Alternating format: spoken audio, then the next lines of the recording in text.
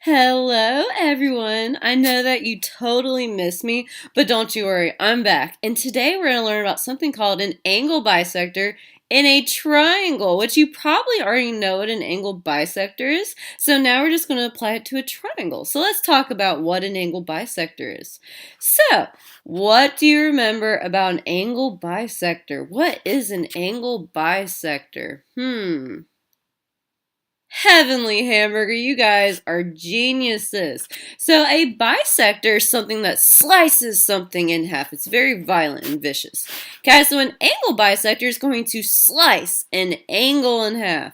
Okay, so it'll cut the angle in half and make two congruent segments. So it's a segment ray or line that divides the angle into two congruent angles by slicing it in half. So this segment or ray or line will come to the angle, slice it in half, and create two nifty congruent angles. Oh man, that's pretty awesome, right?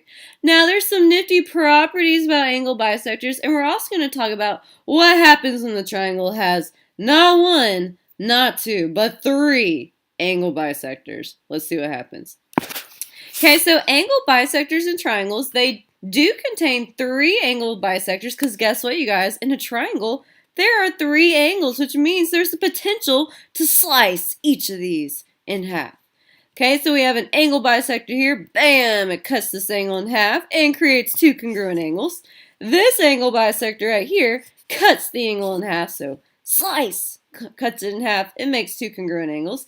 And same with this one. It hits that vertex point and bam, you got two congruent angles. Okay, so it will happen 3 times in the triangle. Now, there are nifty ways that we name the point at which these 3 lines intersect, and these are called points of concurrency. So concurrent lines are when 3 lines intersect, when 3 or more lines actually intersect at one common point.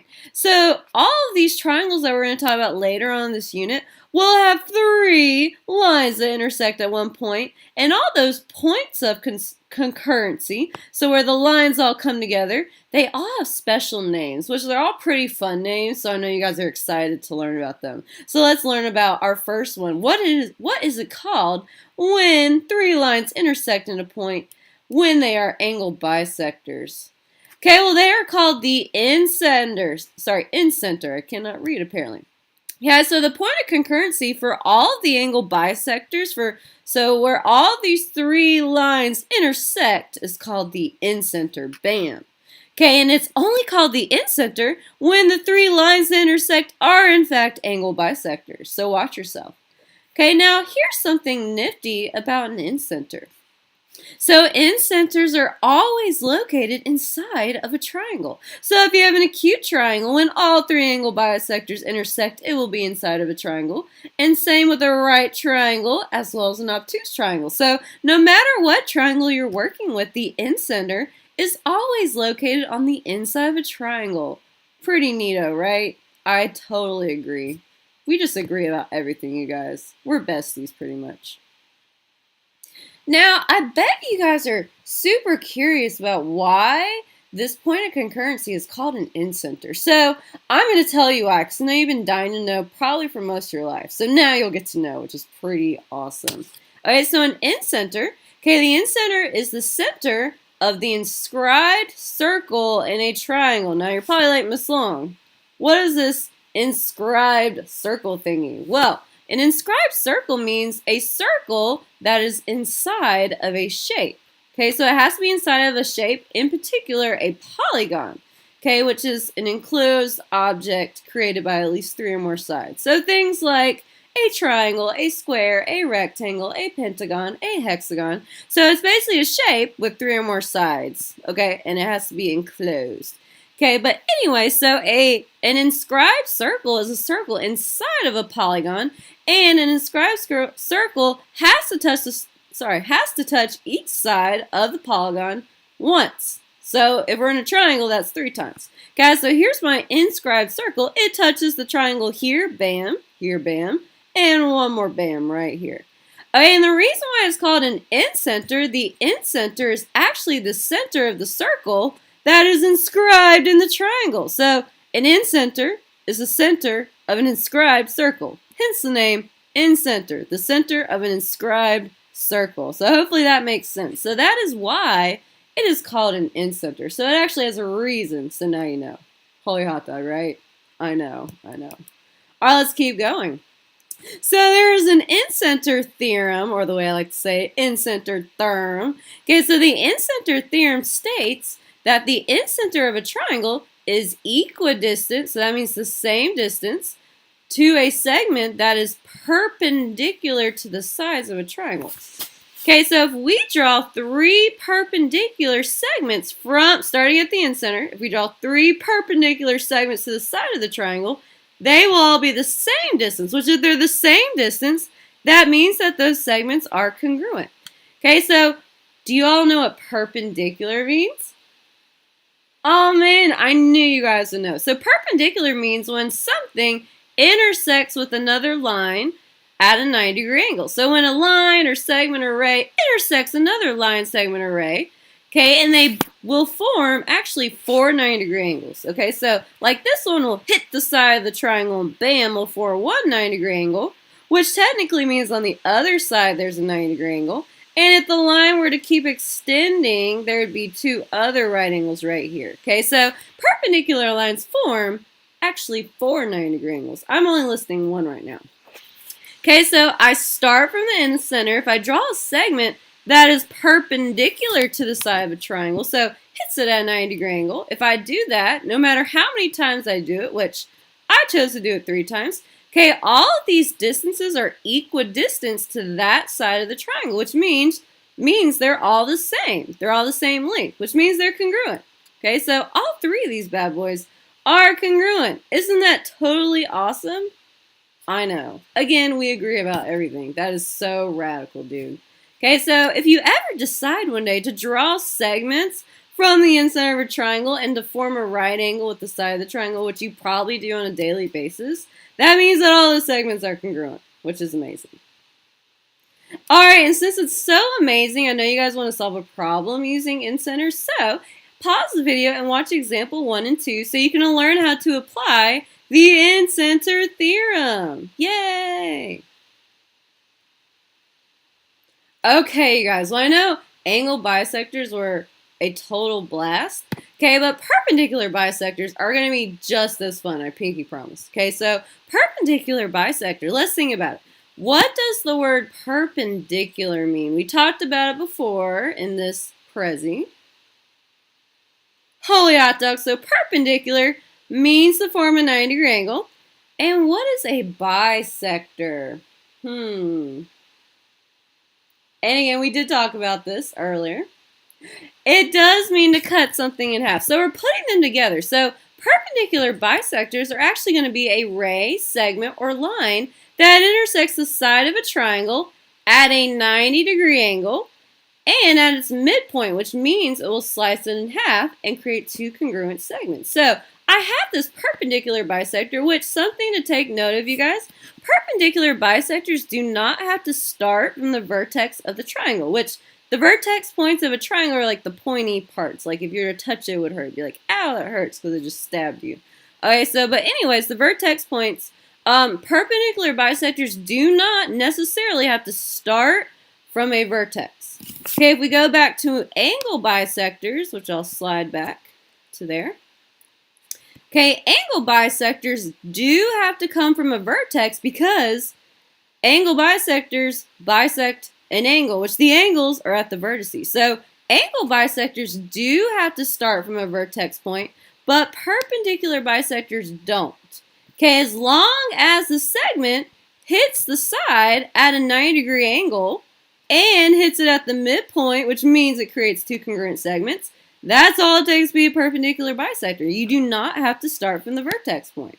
So that's something to keep in mind, which we're going to learn about several of these segments that all come together, these concurrent lines. Okay, so it's good to kind of recognize things so you can tell them the difference. So this is one way you can kind of tell the difference between a perpendicular bisector and some of the other segments. It does not have to start from the vertex of a triangle.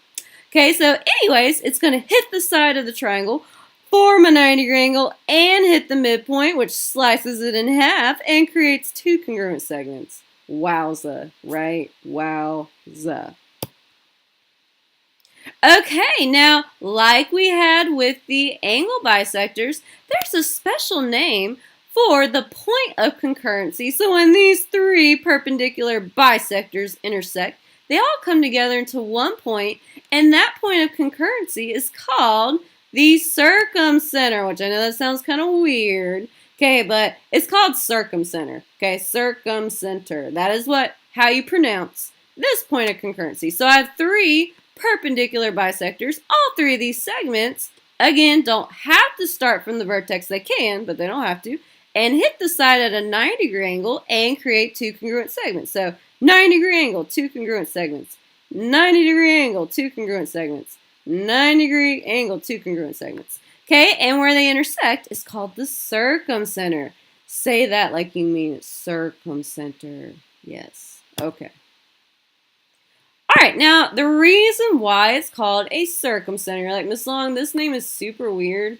Why is it called that? Well, I have an answer for you. It's kind of similar to why an incenter is called an incenter.